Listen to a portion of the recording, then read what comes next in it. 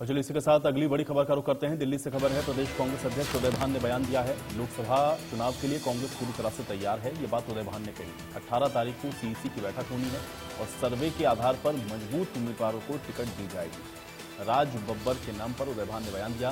Screening committee में इस नाम पर चर्चा हो रही है। अशोक तंवर को उम्मीदवार बनाए जाने पर उदय भान ने बयान दिया कि जब से कांग्रेस छोड़ी है वो दर दर भटक रहे हैं, ये बात उदय भान ने कही।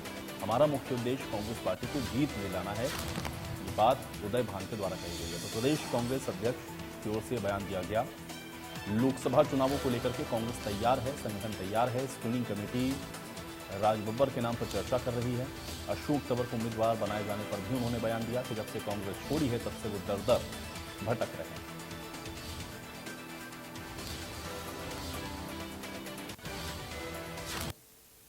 लोकसभा चुनावों पर चर्चा के लिए हमारे साथ है प्रदेश कांग्रेस के अध्यक्ष उदय भान जी। सर, सबसे पहले तो लोकसभा चुनावों की बात करें। अब कुछ घंटे बाकी रह गए हैं तारीखों का ऐलान पे। शनिवार दोपहर 3 बजे का समय है, तारीखों का ऐलान होगा। कांग्रेस की क्या तैयारियां, चर्चाएं चल रही हैं? स्क्रीनिंग कमेटी हो चुकी है, अब 18 तारीख तक कहा जा रहा है सीईसी। कांग्रेस की तैयारियां चल रही हैं, 2 लिस्टें निकल चुकी हैं। स्क्रीनिंग कमेटी की मीटिंग चल रही है, सीईसी की मीटिंग चल रही है। 18 तारीख को सीईसी की मीटिंग है। सारे प्रदेशों के जो स्क्रीनिंग कमेटी बनी हुई है उनमें सबका डिस्कशन चल रहा है। जो सर्वे वगैरह हुए हैं उनको सारे को देख रहे हैं। सर्वे के आधार पर मजबूत आदमी आएंगे कांग्रेस के और बहुत जल्दी हमारा फैसला होगा। क्या कुछ क्राइटेरिया भी रखा हुआ है? किस तरीके से कुछ नए चेहरे ही आएंगे? जैसे बीजेपी में हमने देखा कई नए चेहरे, ऐसा कांग्रेस में भी नजर आ रहा है? क्राइटेरिया सीधा है, जीतने वाला कैंडिडेट विनेबिलिटी। हम एक लोकसभा ऐसी ज्यादा चर्चाओं में आ रही है, गुरुग्राम की बात करें, कैप्टन अजय देव का नाम तो चर्चा में था ही, राज बब्बर का नाम भी आ रहा है। क्या इस तरीके से उनके नामों पर भी विचार हो सकता है? ऐसे नामों को लेकर के पार्टी कर सकती है? देखिए, ये आपको कहाँ से खबर मिलती है तो आप जाने। बाकी जो अंदर जो स्क्रीनिंग कमेटी में जो मीटिंग हो रही है उस पर हम चर्चा कर रहे हैं। जो भी कैंडिडेट आएगा मजबूत आएगा। अगर हम बीजेपी की बात करें तो 6 सीटों का ऐलान हो चुका है। किस तरीके से देखते हैं उसके अंदर? हम जो पूर्व में मुख्यमंत्री रहे हैं 9.5 साल, वो करनाल लोकसभा से उम्मीदवार हैं कि, और अभी नामों को भी बात करें तो तमाम नामों में कहीं ना कहीं 3 मौजूदा भी हैं उनमें। देखो, तो खट्टर साहब की तो जो बहुत ही हैवी इनकम्बेंसी फैक्टर है सारे प्रदेश में ही है, वो तो इसको बीजेपी को भुगतना पड़ेगा।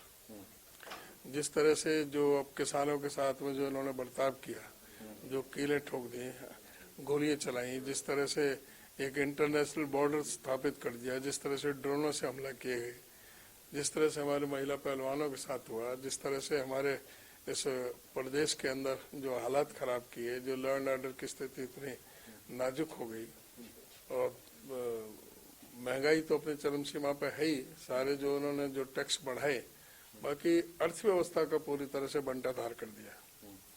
पूरे प्रदेश को कर्ज के जाल में फंसा दिया। 4,51,000 करोड़ से ज्यादा का कर्जात प्रदेश में है।